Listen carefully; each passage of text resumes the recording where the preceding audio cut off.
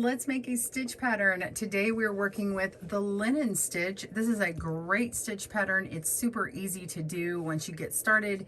It kind of has a look like a seed stitch pattern, but it's actually a little bit tighter knit, and it has a bit of a woven look to it. It's still flexible and it looks really great. It's nice and warm on the head without adding too much bulk. We're going to make this in the round today. You don't have to use the loom I am using as long as you have an odd number of pegs. If you want to use this one, we're working with the Flexi Loom that has a 3-peg link now. And so we're going to use that today. But again, any loom with an odd number of pegs, as long as you can work in the round. All right, let's begin making the linen stitch in the round today on GoodKnit Kisses. Welcome to GoodKnit Kisses. We're all about helping you stitch your love and love your stitches. To get the written stitch pattern in the round, be sure and check out our video description links below. You'll also see the pattern for this linen stitch hat that you can find in multiple sizes. That is also down in the video links.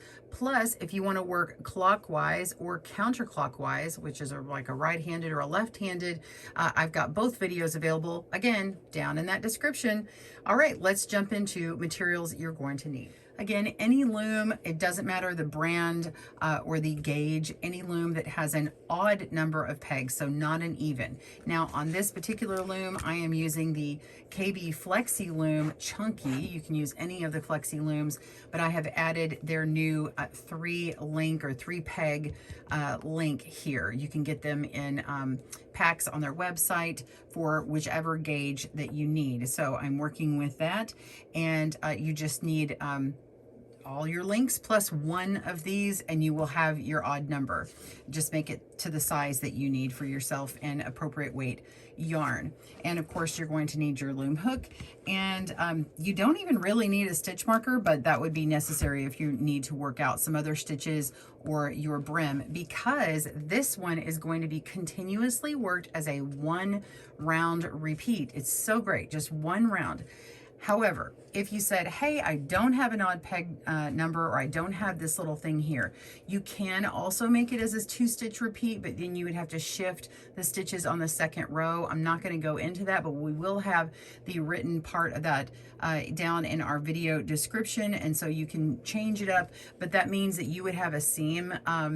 And this one has like no seam on it. I mean, there's no difference between the beginning and the ending of the rounds because it just continuously repeats.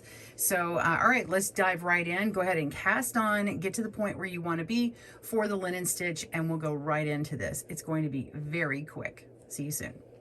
All right, we're on the repeating round 1. I'm at my beginning peg here, and you're just going to simply knit 1 on just a U-wrap knit. If you want to do an E-wrap, that's fine. It makes it a twisted stitch and it'll be a little bit more stretchy, but being true to the linen stitch to have more of that woven tighter fit, a U-wrap knit is very appropriate. The 2nd stitch, it's going to be a 2-stitch repeat. The 2nd stitch is going to be slip with the yarn in front of the peg.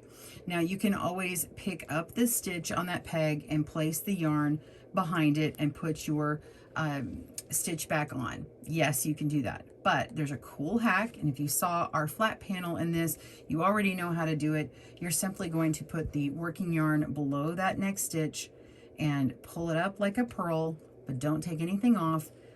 Push that loop behind and pull on your working yarn, and that automatically blows your mind and throws that yarn behind the peg. It's super easy, and then you just move on.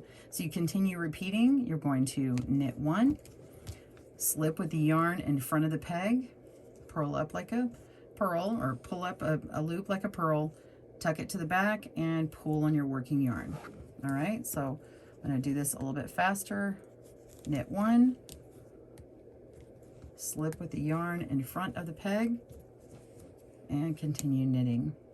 Okay, now it's real easy to continue pulling on this really tight, and so your work could get tight, but just make sure when you're making your U-wrap stitch to go ahead and give yourself a little bit of room, and when you slip with the yarn in front of the peg, be sure that you are not pulling too tightly. Like, don't just yank on it really hard. You know, make sure you have a little bit of leeway, and if it helps, you could always pull on the space opposite of where your working yarn is, like this, and it'll give you a little bit more room there. And then when you make your next stitch, just kind of put your finger there behind it to give it a little bit of extra space, and continue moving on by not pulling on it too tight. That's really it. So continue working those stitches. Pause your video and I'll meet you back up for the end, and we'll go over what happens to transition. We'll see you in a moment.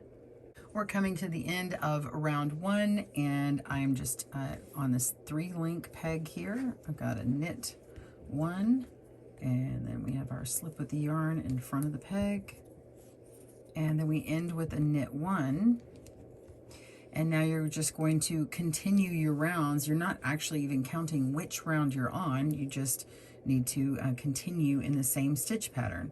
So you just continue, slip with the yarn in front of the peg, and then knit 1, and continue going. So if you are on a different kind of loom than what I have, you'll notice that one round, it looks like they're all lining up, where you're working one type of stitch on the first peg of that link, and then the other type of stitch, and then the next round it switches on you because of this little 3-peg link here. So with any other loom, you just have to kind of keep up with what you're doing. And if you're not sure, you can just undo a few stitches and see, oh look, my last one was a slip with the yarn in front of the peg, so I now know that my next stitch is going to be knit.